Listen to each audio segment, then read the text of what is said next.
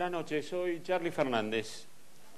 Hoy los principales diarios del país y los principales comentarios políticos hablan de un cierto fastidio o de un fastidio total de cierto sector del gobierno con el ministro de Economía, Axel Kicillof.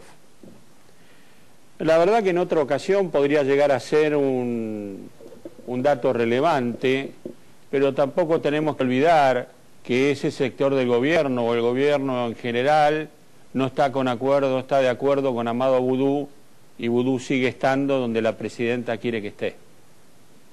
Y nada hace suponer que Axel Kicillof va a tener menos influencia en la presidenta que la que tiene.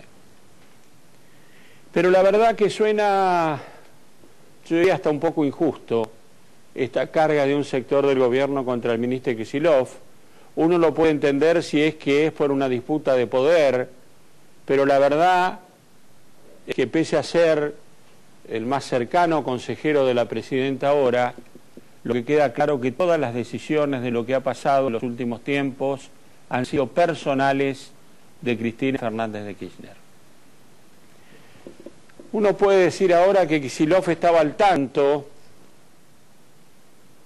de la circunstancia de que bancos argentinos y bancos internacionales iban a negociar con los fondos buitres para sacar al país de este espinoso estado en el cual se encuentra con el tema del default.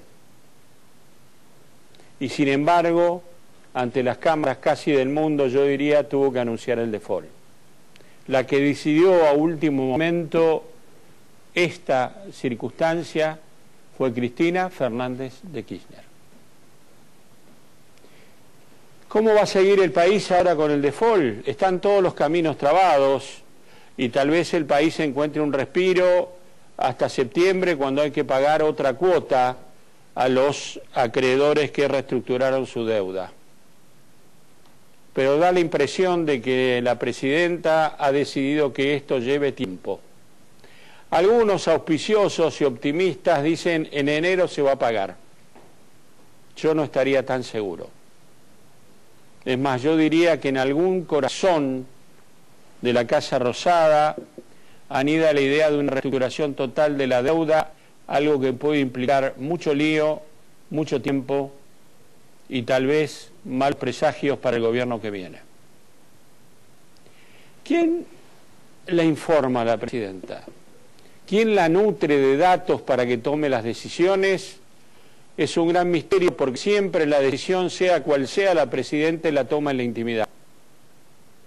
El otro día, en un exceso para mí, anunció la aplicación de la ley antiterrorista a una imprenta norteamericana, Donnelley, por 400 despidos y una quiebra. Bueno, uno puede entender esto desde el punto de vista político, sigo insistiendo que es un exceso, pero la verdad que impresionó la falta de datos que la presidenta tenía. Primero se sorprendió cuando anunció que el fondo que aparentemente había comprado una parte de esa imprenta a nivel internacional había apoyado a la Argentina presentándose como amicus curiae en el tema del default. Segundo, no mencionó que ese grupo financiero internacional, tal vez el más poderoso, BlackRock, tenía acciones de YPF. Acciones de YPF. ¿Cómo es entonces? Conspira con una imprenta de 400 empleados que uno no desea que pierdan su trabajo y escupe al cielo. ¿Qué quiere? ¿Que le vaya mal a YPF? La verdad que no se entendió mucho. Pudo haber sido una quiebra maliciosa, una quiebra cobarde, dejar gente en la calle poniendo solo un cartelito diciendo que no se trabaja más, obviamente es nefasto. Pero el tema es el sentido político que le dio la presidenta. No habla de los 12.000 o 15.000 suspendidos en la industria automotriz, no habla de los 20.000 empleados de la construcción que se quedaron sin trabajo, no habla de las suspensiones de Alto Paraná, de Cristóbal López, no habla de nada de eso, no habla de los despidos en Austral, de Lázaro Báez, pero está bien, ahí estaba el enemigo. Y esta es la decisión que tomó la presidenta, como para que nadie dude que ella está decidida a enfrentar a los fondos buitres, no se va a arrodillar nunca y que va a tomar las decisiones que tenga que tomar. Más allá de lo político, ¿la presidenta tenía todos los datos? ¿Le dieron todos los datos? ¿Recabó todos los datos? Había un repro que se había pedido al Ministerio de Trabajo. ¿La presidenta lo sabía o no lo sabía? La verdad que llama la atención un exceso del punto de vista político, pero tomado en base a ¿qué? ¿A un impulso? ¿A una situación verdadera? La verdad que los tiempos han cambiado. La economía anda mal y la verdad que puede andar peor. La presidenta cree que hay sectores empresarios que entienden que esto es una debilidad del gobierno y la quieren presionar. La presidenta entiende que le van a pedir una nueva devaluación, de hecho alguno lo pidió y no está dispuesto a hacerlo. Esto de la ley antiterrorismo no solo fue para la imprenta, fue para los sectores empresarios de la Argentina. La ley de abastecimiento va a permitir hacer todas las cosas que Moreno no pudo hacer con la anterior ley de abastecimiento. Y por más que diga el secretario Costa que esto es para proteger al usuario, y puede ser que esto suceda en algún aspecto, también es para meter la mano en las empresas si es que no hacen o no dicen o no conforman los precios y el abastecimiento que el gobierno quiere. Uno no va a defender al sector empresario argentino. Su historia, la verdad, no es muy lúcida. Pero lo cierto es que el gobierno tomó la decisión política de que este ajuste lo suframos todos y más el sector privado que el estatal. El Estado va a tratar de socorrer a los que tenga que socorrer a un costo importante. Van a seguir imprimiendo más, vamos a tener más inflación, va a haber más recesión, va a haber menos empleo. No estoy diciendo novedades, de hecho es lo que está pasando en estos momentos y puede agravarse. Todo se resuelve en una pulseada política de poder, que baje la harina, que no suba el pan, que no suba el aceite. Después esas decisiones políticas hay que concretarlas en la realidad, en su vida cotidiana y en la mía, que somos los consumidores. ¿Seremos víctimas de otra batalla? La verdad que el país económico, el país que se viene, es un país con muchos interrogantes y muchas dudas y no me parece una gran dosis de bienestar. ¿Qué pasa con la oposición? Porque todo el mundo critica a la presidenta, la verdad que a veces con acierto y a veces no, pero la presidenta ocupa el centro de la escena política, ocupa el centro de las decisiones. ¿Y la oposición qué?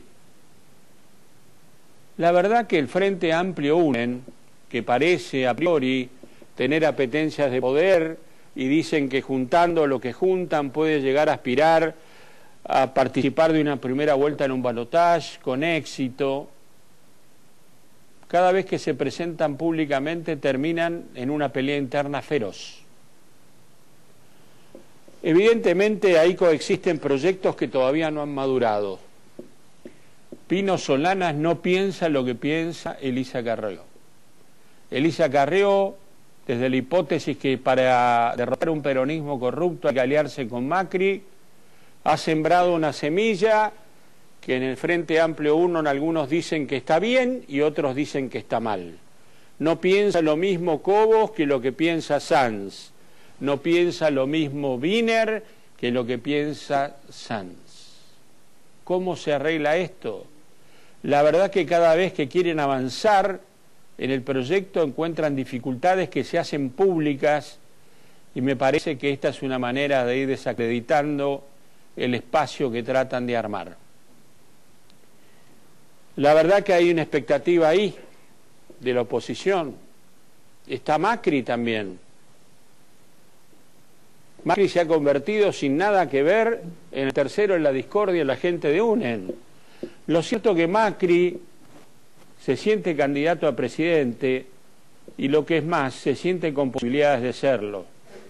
Ha empezado a recorrer el país como hacía tiempo que no lo recorría y está teniendo en algunas provincias una adhesión de una segunda línea de radicalismo que lo hace ilusionar. Pero eso no resuelve el problema nacional. Unen pro unen, mucho se habla, poco se decide sobre esto y mucho se confunde. ¿Qué pasa en el oficialismo? En el oficialismo se valoran aparentemente más los silencios que los apoyos. La presidenta, cada vez que anuncia algo peleagudo, algo irritativo, recibe la adhesión de los de siempre, pero da la impresión que ahora son más los que callan que los que hablan. ¿Qué piensa Scioli de todo esto? ¿Qué dice el gobernador de la provincia de Buenos Aires ante situaciones como las que estamos viviendo? Siempre está en un apoyo tibio. Por un lado un apoyo tibio, por el otro lado señales que tratan de distinguirlo de lo que la presidenta hace. Scioli tenía buenas expectativas en la negociación de los bancos con los fondos buitres. También fue decepcionado. ¿Qué dice ahora? Ahora empieza a pensar en el futuro. Después vamos a contar una de las cosas que quiere instrumentar. Y por lo pronto le manda el mensaje a la presidenta que si él no es el candidato de ella, en la interna él va a llevar su lista de candidatos a diputados y senadores para diferenciarse. ¿Qué pasa con Massa? Massa teme ser víctima de un sentimiento antiperonista de la sociedad si este finalmente se consolida. Es cierto que la posición de Massa en algunos casos ha sido muy ambigua, como en el caso Vudú. Lo que dijo al principio no tiene nada que ver con lo que dijo al final. Pasó lo mismo con el default, hasta que después aclaró su posición. Está tratando de reubicar su campaña. Puede anunciar en estas últimas horas 2 aparentes triunfos. Buena parte de lo que era la coalición cívica de la provincia de Buenos Aires abandonó a Elisa Carrió. Un gobernador no peronista, Beletigné de Río Negro, dice que Massa va a ser el próximo presidente. ¿Alcanza eso? ¿Alcanza eso ante una elección que el pueblo argentino categoriza cada vez más como decisiva? ¿Alcanza eso ante una sociedad que siente que está insatisfecha cada vez más? Los políticos se van a equivocar si creen que esta elección que viene es una elección presidencial más. Todos hablan de cambio. ¿Alguien ha interpretado el cambio que está reclamando la gente? ¿Realmente? ¿Alguien? Así está la sociedad argentina hoy. Esta transición, aunque no le guste a la presidenta, se está volviendo cada vez más conflictiva. Y esto genera inquietud y genera preocupación. Hay más interrogantes que certezas. Hay más interrogantes que certezas. Es obvio que va a haber una participación estatal cada vez más activa en todo lo referente a la economía. Esto es obvio. ¿Será para bien? ¿Será para mal? ¿Qué nos llegará a nosotros? ¿Qué quedará para los que vienen? ¿Para el gobierno que viene? La transición va a ser más agitada de lo que veníamos suponiendo. Esta noche vamos a hablar con un economista, Juan Liach, un hombre que hace poco ha presentado un libro que tiene mucho que ver con lo que estamos hablando, habla de los desequilibrios de la Argentina. Vamos a hablar con Néstor Petrolea, un diputado del Frente de Izquierdas. Mucho se ha culpado al Frente de Izquierdas y al Polo Obrero, lo ha dicho el gobierno, de querer desestabilizarlo. Y finalmente vamos a analizar la situación del oficialismo con Julio Bárbaro. Estamos esperando a nuestro periodista invitado, Carlos Burgueño. Obviamente el tránsito de un día feriado, el partido de River ha significado una complicación, pero mientras tanto vamos a comenzar las entrevistas. Juan Liach, buenas noches, ¿cómo estás? ¿Qué tal, Charlie? ¿Cómo estamos? Bueno, ¿cómo es la nación de los desequilibrios? ¿Cómo era el título? No, el país de las desmesuras. El país